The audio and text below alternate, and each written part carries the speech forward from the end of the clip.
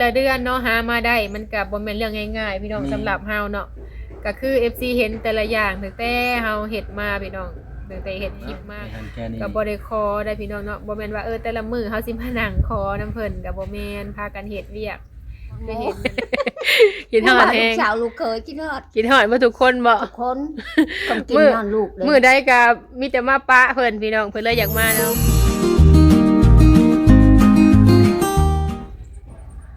โดยสบายดีเด้อพ่อแม่พี่น้องเบิดสุขสุขคนเด้อโดยสบายดีเด้อพี่น้องเด้อโดยมาพบพ่อกับน้องลาตี้พี่น้องก็ไม่เก่งเนาะอยู่เพื่อนไอพามีพี่น้องพากันอาบน้ำมาแล้วพี่น้องอากาศหนาวเนาะบริอาบน้ำลายมือเลยยันแล้วแรงอยู่บ่จ๊ะอากาศหนาวเลยพี่น้องสระผมอีหยังแล้วก็มาเนาะพอดีแม่ตู้เพิ่นก็มาลิ้นอยู่พี่มื้อนี้เพิ่นอยากมาเบิ่งเฮือนเพราะว่าสร้างเพิ่นเช่าเฮ็ดลายมือแล้วพี่น้องเพิ่นเลยอยากมาลิ้นมาแวะเบิ่งว่ะก็เลยว่าไปสอนเพิ่นมาเนาะทางงานพามีเพิ่นพี่น้องเอ้ยโดยมื้อนี้เนาะน้องลาตีก็มื้อนี้มีข่าวดีเด้อพี่น้องเนาะแล้วก็ดีใจพี่น้องเอ้ยเนาะในสิ่งที่ว่าไอ้เก่งเพิ่นอยากได้แต่ดนๆพี่น้องแต่ว่าบ่ได้ซื้อแล้วก็บ่มีเงินซื้อให้เพิ่นพี่น้องเอ้ยเพราะว่าพากันหาก็ได้อยู่เนาะก็บ่แม่นว่าบ่ได้พี่น้องคือ FC เพิ่นก็ถามเฮาอยู่ว่าอันว่าบ่มีเงินนี่หาแต่ละเดือนแล้วก็เงินแบบแต่ละอย่างแบบที่ว่าหามาได้นะเอาไปซื้อหยังเบิดเพิ่นว่าพี่น้องคือบ่มีว่าเนาะหาอยู่หากินแน่โดยแนวอยู่แนวกินก็คือว่าบ่ได้ซื้อหั่นน่ะพี่น้องเพิ่นเลยว่าเงินที่ว่าหามาได้น่ะไปซื้อหยังเพิ่นว่าพี่น้องเฮาก็เลยบ่ได้ตอบในอันคอมเมนต์เนาะถ้าว่าตอบไปก็อาจจะบ่เข้าใจหั่นนะเฮาเลยถามมาเว้าในคลิปพี่น้องเอ้ยโดยก็คือแต่ละเดือนเนาะหามาได้มันก็บ่แม่นเรื่องง่ายๆพี่น้องสำหรับเฮาเนาะก็คือ FC เห็นแต่ละอย่างตั้งแต่เฮาเฮ็ดมาพี่น้องตั้งแต่เฮ็ดคลิปมาก็คือแบบทุกอย่างเนาะมันก็บ่มีแบบว่าแต่ละคนคิดอาจจะว่าเป็นเงินผู้ใหญ่เพิ่นแบบจ่ายให้ทุกอย่างมันก็บ่แม่นได้พี่น้องอันนี้เป็นเฮาเฮ็ดเองเฮาเนาะบ่ได้มีไผแบบว่าเพิ่นสิเอิ้นว่าอีหยังสนับสนุนบ่แม่นแล้วเนาะแบบว่ามีเพิ่นสิฝากให้ค่าน้ำมูกน้ำมันแต่ละมื้อค่าเติมเน็ตลงคลิปนะพี่น้องเฮาก็เติมเองเฮาเนาะเติมเองหาเงินเติมเองพี่น้องเพราะว่าเป็นเวียกของเฮาเด้บางสิ่งบางอย่างเพิ่นก็ซอยพี่น้องก็บ่ได้เคยลืมบุญคุณเนาะแต่ว่าเฮาก็ต้องไปใช้ในสิ่งที่มันจำเป็นเฮาก็บ่ได้เอามาใช้แบบว่าซื้ออยู่ซื้อกินดอกเนาะเนี่ยเรื่องซอยเพิ่นก็ซอยก็บ่ได้ประมาทพี่น้องบางอย่างเฮาก็บ่ได้ออกคลิปเนาะก็หาอยู่หากินก็คือเห็นนั่นแหละบางมื้อพี่น้องยังได้ไปคือหามื้อเดียวพี่น้องก็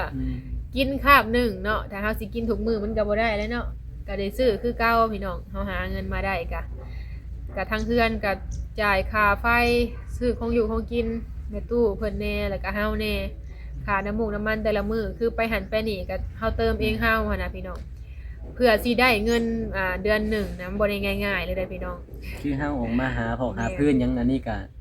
เฮาสิไปหาของกินมาได้ใส่พี่น้องคันเฮาบ่ได้ซื้อก็ได้ต้องได้ซื้อเอาเนาะ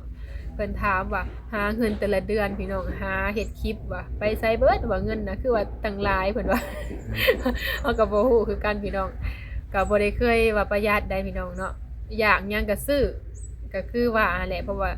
แบบช่วงเฮาพอมีเนาะอยากหยังก็ซื้อกินคือแม่เฒ่าเพิ่นก็ซื้อเมื่อให้เพิ่นตลอดดอกพี่น้องแต่เฮาบ่ได้ถ่ายคือนมคือหยังเนาะเพิ่นก็กินแหละผู้เฒ่าพี่น้องแต่เก่าก็บ่มีเงินซื้อให้กินแบบตอนนี้เขาพอหาได้ก็ซื้อเนาะโดยก็เลยว่าบ่ได้ตอบเพิ่นพี่น้องเพิ่นก็ถามมาตอนที่ว่าเฮาว่าบ่มีรถแก้ไม้ให้แหละเพิ่นว่าเพิ่นคือสิคิดว่าให้เฮาเอาเงินที่ว่าเฮาเก็บนี่ไปซื้อรถไถพี่น้องเอ้ยถ้าเฮามีเฮาก็ซื้อเนาะคือว่าแล้วไผสิบ่อยากได้พี่น้องมันเป็นสิ่งที่จำเป็นในชีวิตเนาะจำเป็นพี่น้องสำหรับเฮาก็แล้วเพิ่นก็ว่าเฮาออกมาเว้านี่คืออยากได้บ่เพิ่นว่าหรือว่าจังใดมันบ่มีไผบ่อยากได้ดอกพี่น้องแต่ว่าเฮาบ่มีเงินซื้อเนาะมันบ่พอพี่น้องเอ้ยคือเฮาเงินที่ว่าเฮามีเนาะแต่ละมื้อนี้เฮาหามาได้ถ้าว่าเฮาเอาไปซื้อรถไถเบิดนี่คือเฮาก็บ่มีกินแล้วก็บ่มีใส่น้ำมูกน้ำมันแบบบ่มีแบบแนวต่อชีวิตเฮาไปเนาะถ้าว่าเฮาบ่มีก็คือไปใส่บ่ได้พี่น้องน้ำมูกน้ำมันก็ต้องได้เติมนะก็บ่แม่นว่า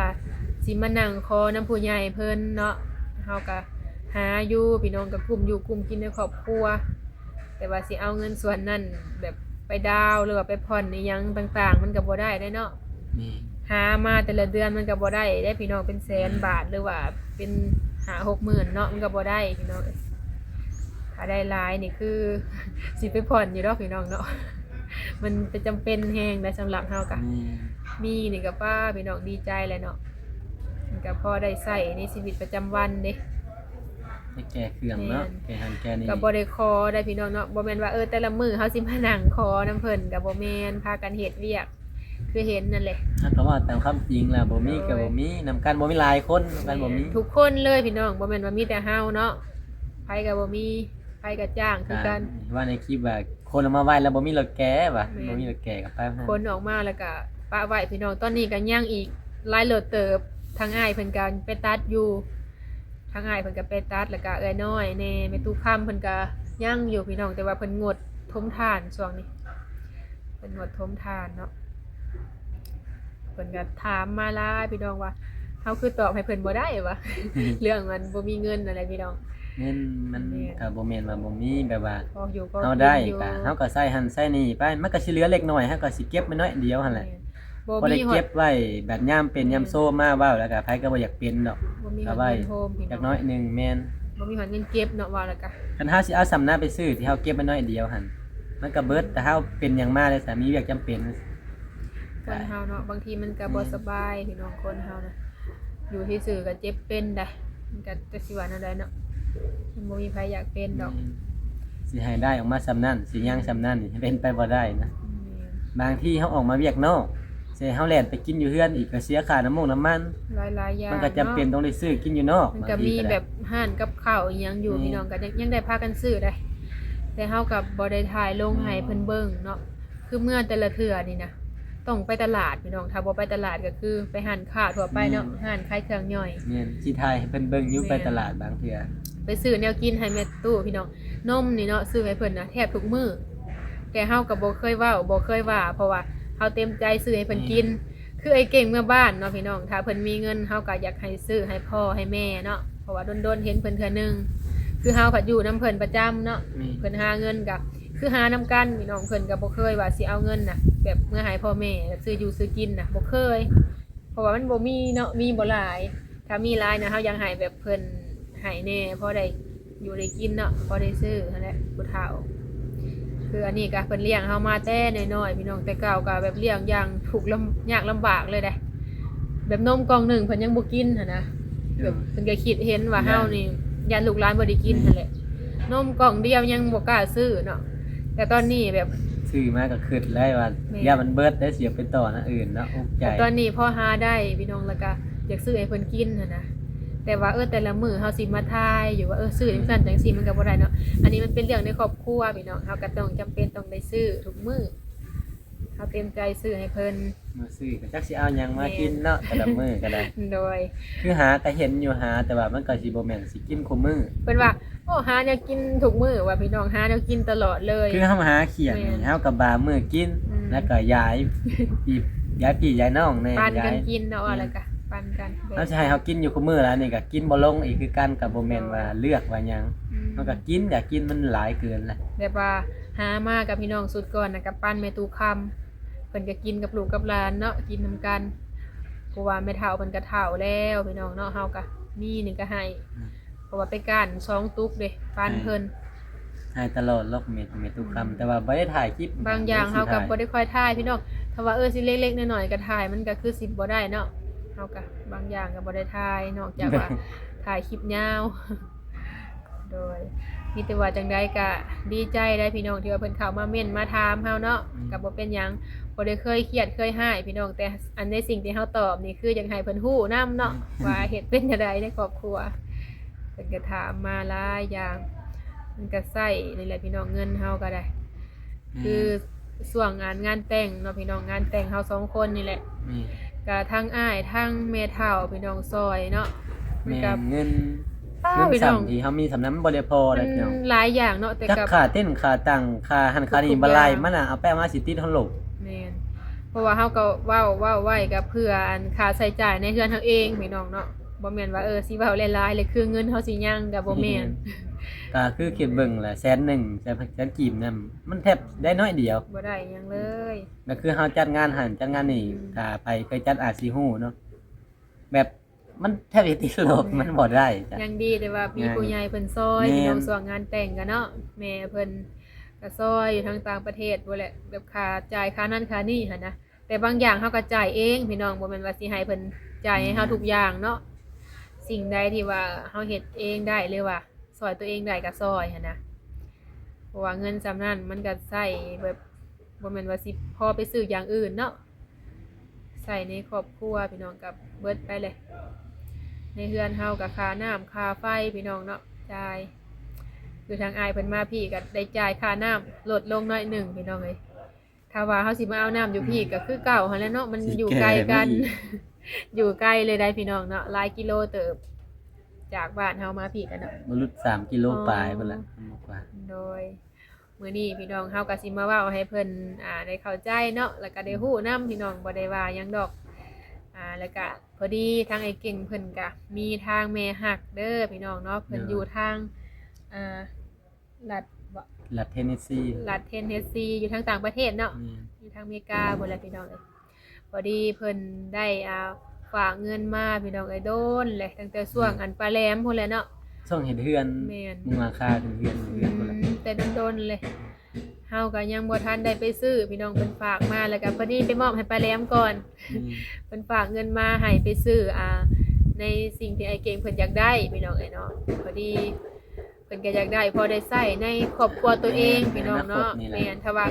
เพื่อนผู้นั้นผู้นี้แบบว่าต้องการแบบให้เฮาเฮ็ดเล็กๆน้อยๆก็ไปเฮ็ดหั้นนะพี่น้อง พอเฮ็ดได้ก็เฮ็ดให้ แม่นตัวใดเฮ็ดได้ก็แต่ก็บ่เคยว่าเฮานี่เฮ็ดงามอีหยังดอกพี่น้องเนาะมันก็ในสิ่งที่จำเป็นเนาะว่าแล้วก็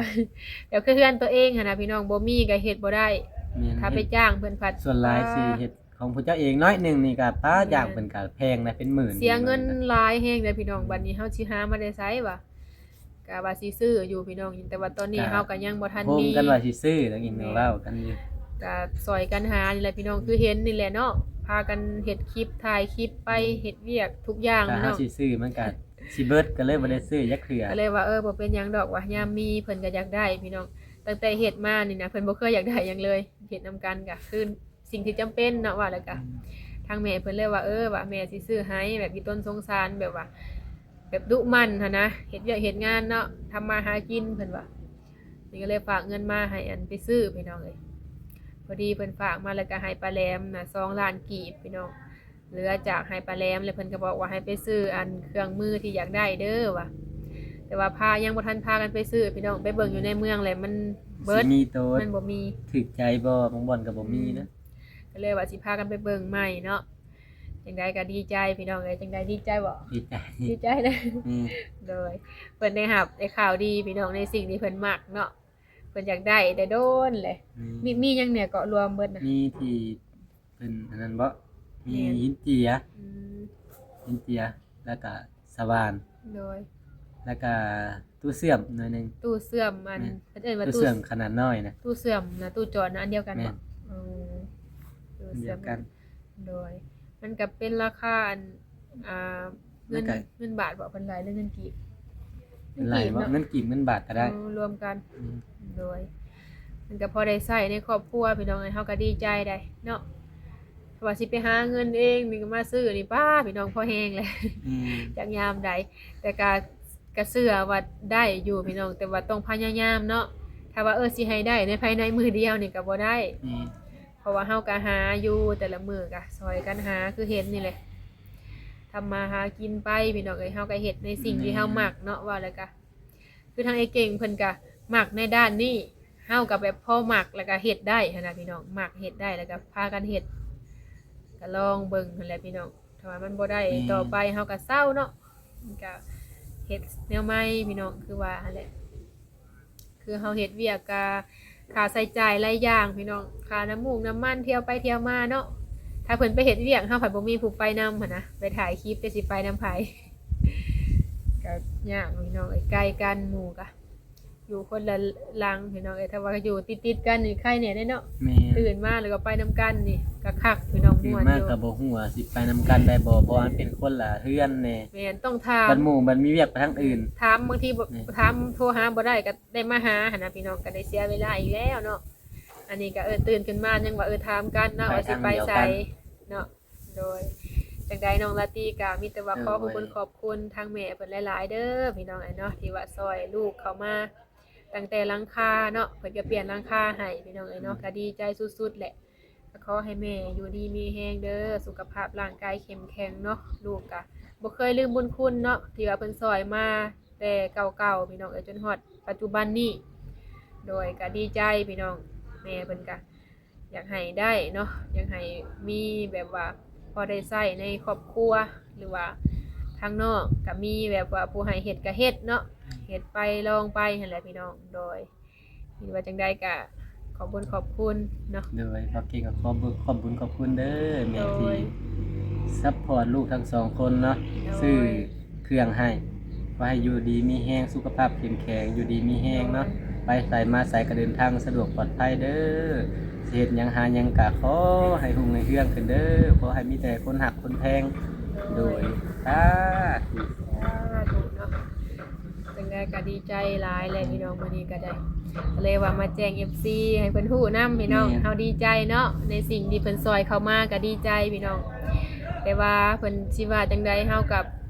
บ่เป็นหยังดอกพี่น้องเนาะบางอย่างก็เฮาอยากเว้าให้เข้าใจหันนะ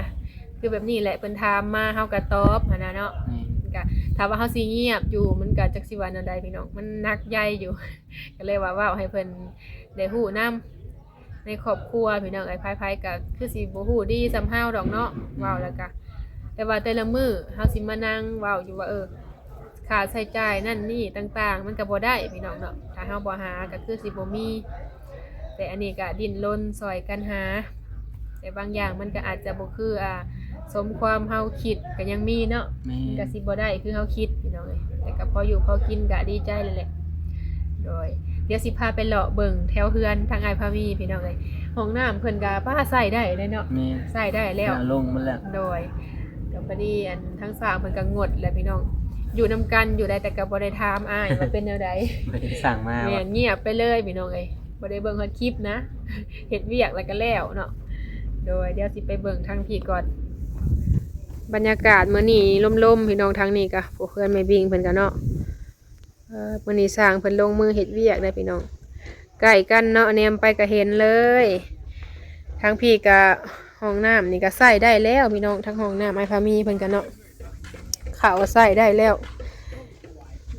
ทางนี้ก็ เบื้องพี่กับเพิ่นก็เฮ็ดเฮือนคือกันพี่น้องทั้งข้างพี่แหละเพิ่นพักแหละตอนนี้เที่ยงเลยเพิ่นพักผ่อนกินข้าวกินน้ำแล้วอันนี้ก็บ่อนเพิ่นว่าเพิ่นโบกนั่นแหละเนาะเพิ่นเอาแป้นมาขึ้นงอยเด้ถ้าบ่ขึ้นเอาแล้วมันบ่ได้มันสูงเพิ่นโบกทั้งนอกทั้งในแล้วก็หยุดก่อนพี่น้องเนาะเพราะว่าเฮาก็เฮ็ดไปทีละขั้นตอนนั่นแหละก็คือค่าซอกค่าสร้างพี่น้องหลายๆอย่างเนาะเครื่องของเพื่อสิหาได้พี่น้องแต่ละเดือนก็เฮาก็คอยเฮ็ดไปในงบที่ว่าเฮามีเนาะก็ทั้งเหือแห้งตัวเองแล้วก็ผู้ใหญ่เพิ่นซอยนํพี่น้องก็บ่ได้ลืมบุญคุณเพิ่นเนาะเพิ่นก็ซอยเฮานํหั่นแหละ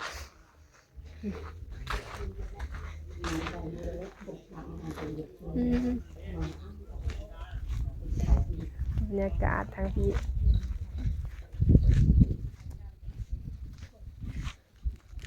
มาเบิ่งทางพี่น้องอันนี้สิเป็นทางหน้าเฮือนเนาะทางแม่ตู้เพิ่นก็นั่งลิ้นน้ำเอ้ยน้อยอยู่พี่น้องเพิ่นมาลิ้นมื้อนี้เพิ่นมาลิ้นอยู่เฮือนอ้ายพามีเนาะเพิ่นอยากเห็น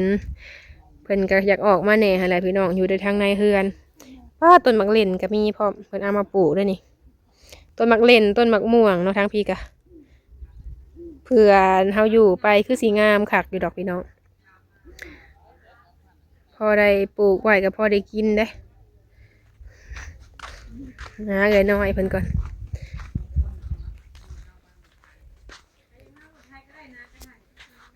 ติดตัว จะเอาชมโนไปรูปหลัก เพิ่นเอิ้นลูกเพิ่นว่าบักหลาพี่น้อง บ่อยนานตุ่มเล็ก ว่าสบายดีแม่ สบายดีตุ่มเล็ก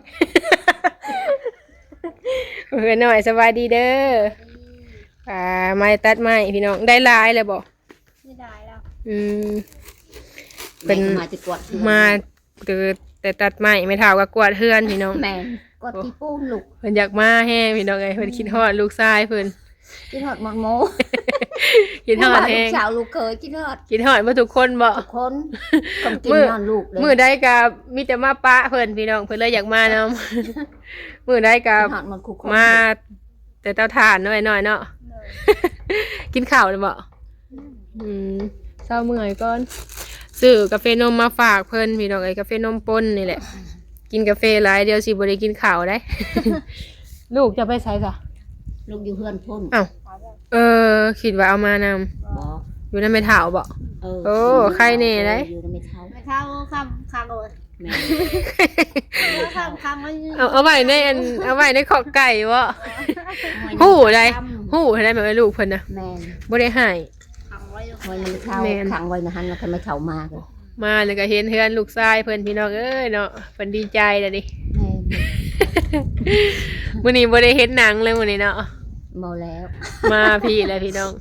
พอเห็นกระยา ปัดเฮือนแล้วเบ่ทั้งสองแล้วบ่ แล้วมุดช่างห้องแล้ว เออ ชุดก่อนนี้ห้องนี้ อืม ความหยาบความเยี่ยมหนาต่าง เพิ่นมักทำความสะอาดแต่นี่นะพี่น้องอยู่เฮือนกับป้าติโตบ่ได้อยู่ บริยูบริเช่า บ่ได้อยู่บ่ได้เศร้าเฮ็ดไป เจ้า เนาะ ก็บอกเช่าก็บังมันนั่นแหละ เพิ่นแพงพี่น้องเพิ่นสิเอิ้นลูกชายเพิ่นว่าหำ อันนี้คืออีนาง อีนาง ตุ่มเล็ก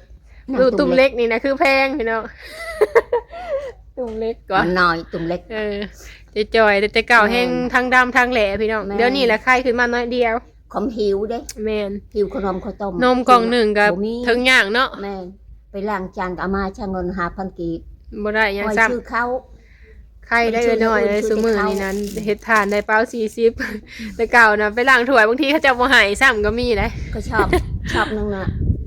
10,000 แม่น เอาตะกี้ แม่น แต่อ เลย ยู่ตลาดโลกรถ7,000 ขายกับความยากเนาะ แม่ เพื่อสิขายได้ก็แม่นง่าย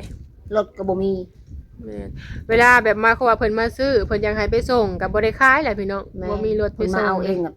10,000โมน่ะขาย15เฮาน่ะ10,000 เป้าละ10เป้าละ8,000แต่เก่านะ 7,000 6,000ก็มี แต่เก่านี่บ่ฮอด20บาทพี่น้องเป้าหนึงนะ แม่น 20บาท40บาทก็บ่ เอา ฮอ แห้ ด งค่าเอาแล้วเอาทานเป็นอาจารย์เป็นหลายกว่าเงิน เออ พอได้อยู่แล้วเตาแชนหนึงช่องแชนเป็นเงินกันทานหลายหั่นน่ะ แม่น ก็พอได้ชื่อเขา พอได้ บ่ ซื้อ แนวอื่น ซื้อข้าวกินเนาะ ของกินแล้วบ่พอแล้วหากินจักกะแตนเมือง กินไปแล้ว ห นะ น่อยน้ำใหม่น้ำมันยำน้ำใหม่ใครแน่ค เพิ่ น น ทุกข์ เคี่ยวหมากพี่น้องเคี่ยวจน แม่น เคี่ยวจนเหลือง เครื่องน่ะมันบ่มีแถว บ่ เดี๋ยวสิหาเงินก่อนพี่น้องพาไปใส่แขวใหม่ บ่ได้มีแล้ว หาเงินยังบ่ได้ เอาชื่อหมัก กินข้าวกันยากเนาะ แม่น อืม ยากแท้ เพิ่นปัดทางในพี่น้องมาเบิ่งก่อน ๆยิงมาแล้ว เกี่ยงเบิดแล้วพี่น้องเพิ่นว่าเพิ่นมาแล้วก็ดูพี่น้องเพิ่นเฮ็ดนะบ่ได้อยู่บ่ได้เศร้าได้แม่ตู่เพิ่นก็ได้เพิ่นมักทำความสะอาดเนาะเก็บกวาดไปเลยมาแล้วก็เห็นลูกหลานได้ก็ดีใจแหละพี่น้องเพิ่นอยากเห็นลูกหลานประสบผลสำเร็จเนาะผู้เฒ่าแล้วพี่น้องเห็นแนวใดเฮาก็เฮ็ดได้ซ้ำเรือแห้งเฮานี่แหละก็บ่ได้คิดสิว่าอยากได้หลวงหลายดอกพี่น้องเฮาก็ซ้ำเรือแห้งเฮาเฮ็ดตัวใดได้ก็เฮ็ดไปคอยเฮ็ดคอยเป็นคอยไปเนาะอันนี้กับทางห้องน้ำประตูทางในแหละใส่ได้แล้วพี่น้องก็ยังดีใจเนาะเพราะว่ามันอยู่แบบมันหลายคนนะพี่น้องเฮาสิเข้าไปทั่วทีบบ่ได้คือในป่ากะ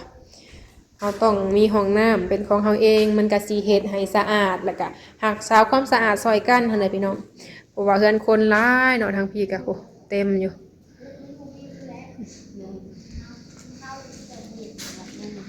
เพิ่นนั่งลิ้นกับไอ้น้อยอยู่พี่น้องเอ้ยจังได๋กะมีแต่ว่าน้องลาตีก็สิขอจบคลิปแล้วพี่น้องบัดนี้เนาะจังใดก็ดีใจสุดๆพี่น้องมื้อนี้มีข่าวดีมาบอก FC เนาะจังใดก็ดีใจได้พี่น้องที่ว่าแม่เพิ่นซอยเฮาเข้ามา ดี๋ยวสิพากันไปหาเบิ่งก่อนพี่น้องว่าสิได้หรือบ่เนาะไปเลาะเบิ่งลายห้านหั้นนะเพราะว่าทางพี่ก็มันสิบ่